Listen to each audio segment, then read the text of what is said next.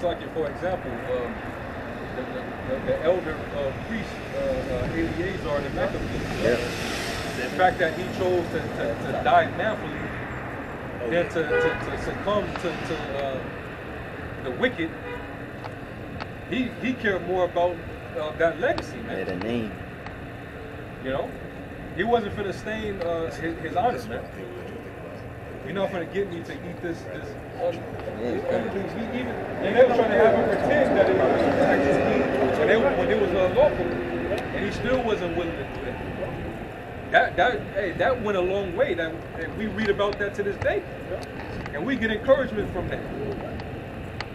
Because if he would have succumbed to that, he would have been had in derision.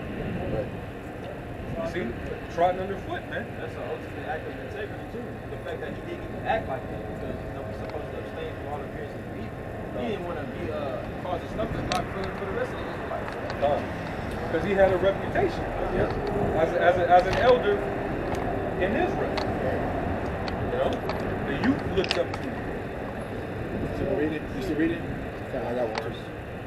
It says, a good life lasts only so long, but a good reputation will last forever. Wouldn't you much rather die an honorable death for something that matters? Like this is the best reason to die behind, rather than like recently this little 14-year-old dude that was playing with a gun and he killed himself. Last words, fuck y'all niggas. So like that's not you don't want to be remembered. Last thing you remember. What we doing right now, like the brother is saying, this is gonna be recorded and it's gonna be remembered forever, man. So we want to make the best of this. What we're doing. I gotta put this too, real quick. I think real fast what you just said about Eleazar. This is 2 Maccabees 6:25, which the point says, and so they through mine hypocrisy and desire to live a little time and a moment longer should be deceived by me, and I should get a stain to mine old age and make it abominable. Yep, it said, for the present time I should be delivered from the punishment of men, yet shall I not escape the hand of the Almighty, neither alive nor dead. That's why I brought that up, because you see that stain came with a judgment from the Heavenly Father as well. Yeah, and just imagine like when Yahushua returns, and you have those who the Lord's going to turn away and say, I never knew you. Those are going to be the souls that the Lord's going to be ashamed of. And he's going to deny you to the Father and the angels. You know? Because those are likely going to be the men who didn't have patience, right? They cast off their confidence. They fell from their hope. They put the plow down. They looked back. You know, they began to eat and drink with the drunken. You know, they didn't endure to the end. Yep. All these, and that's their legacy. That's pretty much how it ends for you. Look at Judas Iscariot's legacy. That's a cold. Yeah. He was one of the 12 and ended up being written as the he is the son of perdition. Traitor. Traitor. That was the word I'm thinking of. That's the same thing. That's the key. What the brother said. Enduring it to the end. That's the part that needs to echo in our head, because you can live a whole life of honor and integrity, but the last thing you do, that's dishonorable. Guess what? You're gonna be remembered for that. Right. So we have to endure until the end, man. With this thing. Ooh, somebody get Ezekiel 3. Oh yeah. Based off of what the brother just said. Yeah. Then they would read from remember. Yeah. The 18 is good too. Yeah, 18. Ezekiel 18 also, yeah. Yeah, you can. This is Ezekiel 3, verse 1. It says, moreover, he said unto me, Son of man, eat that thou findest, eat this roll, and go speak unto the house of Israel.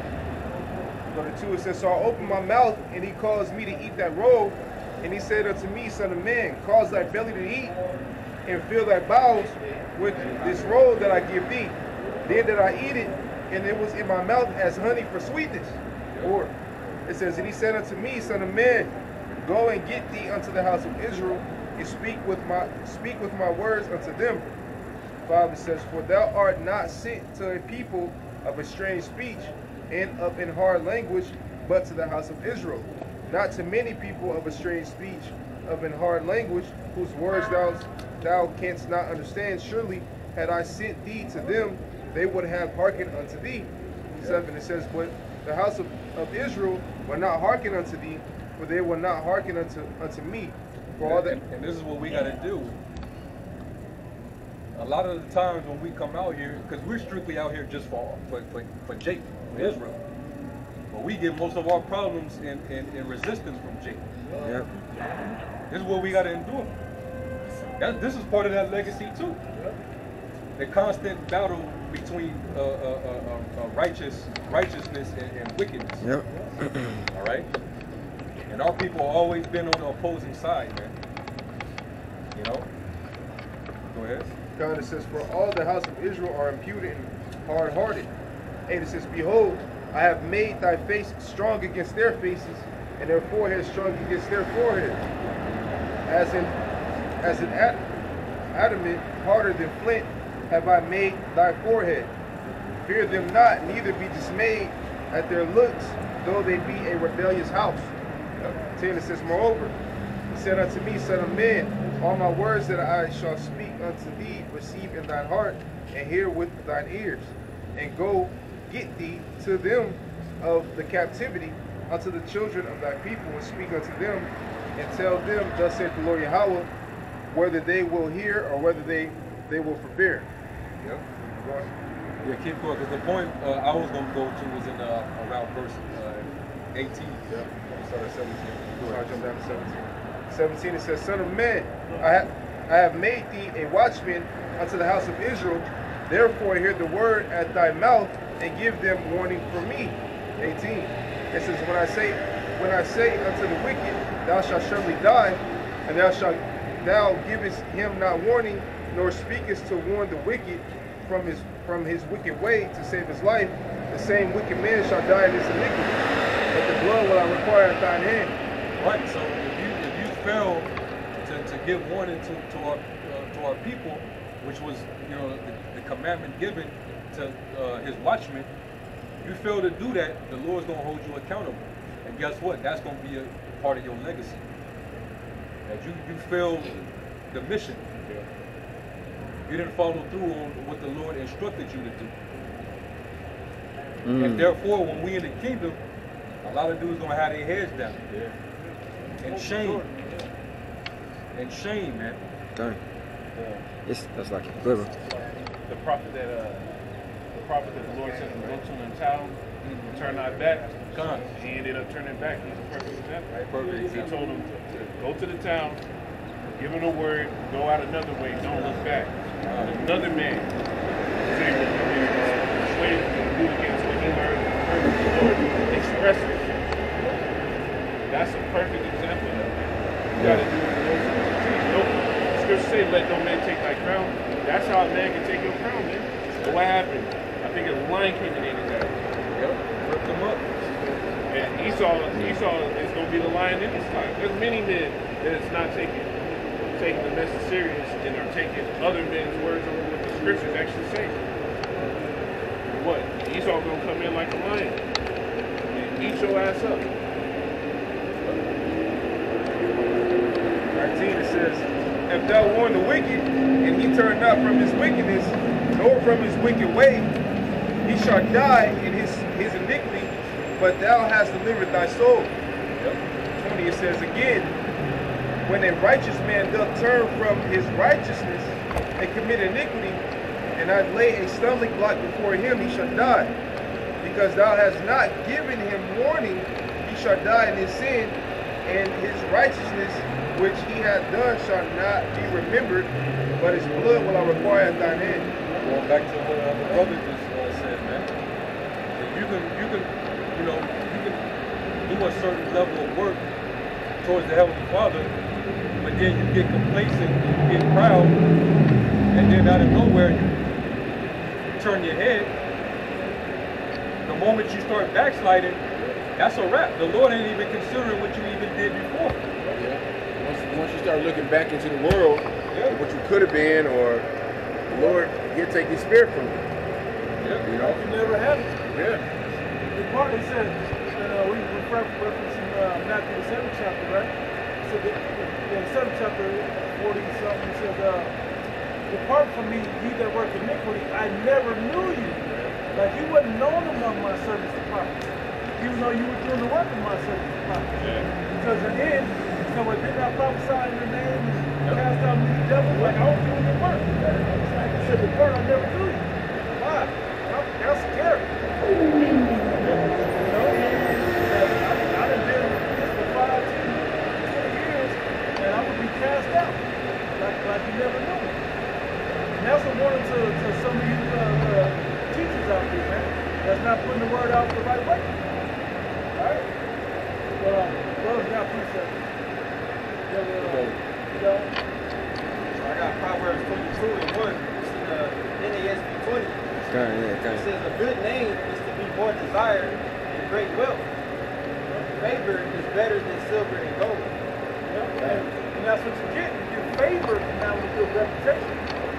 And some people in the world prefer to be famous than to have riches. Yeah. And sometimes that'll get you further. That'll get you in and out of situations more than the money itself. You know, being in separate tax brackets. That's just a worldly example.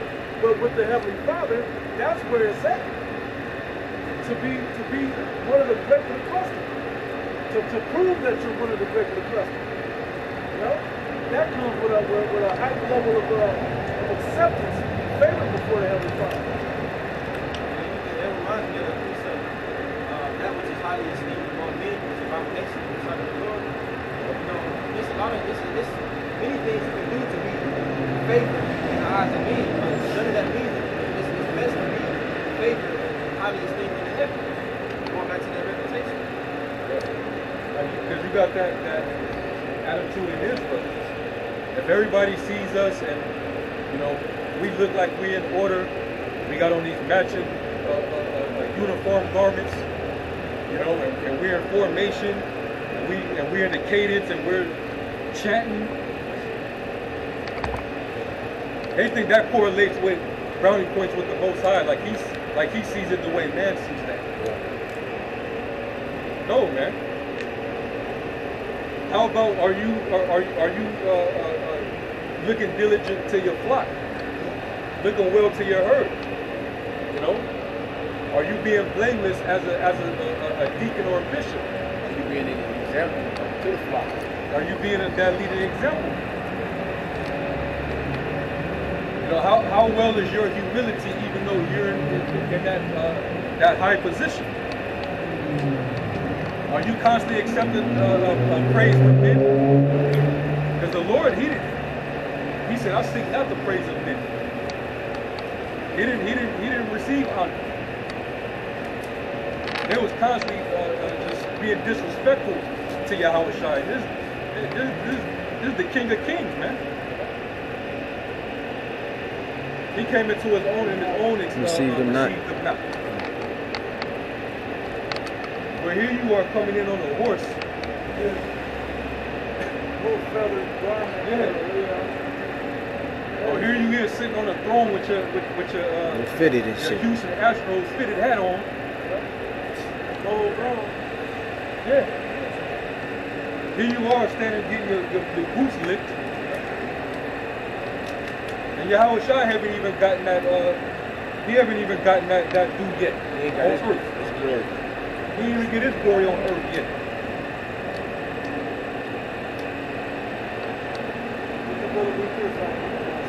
So second is 2. Verse 44. And a lot of you dudes, you forgetting we ain't in the chariot yet. Everything that we do from here on to the chariot, it matters. Everything from here on out, leading up to the day of salvation, everything you do in the body, it matters. It's going to be brought to judgment. All right? The body is a platform. Yeah. Did you let it win over you? The platform gonna get bigger than what your body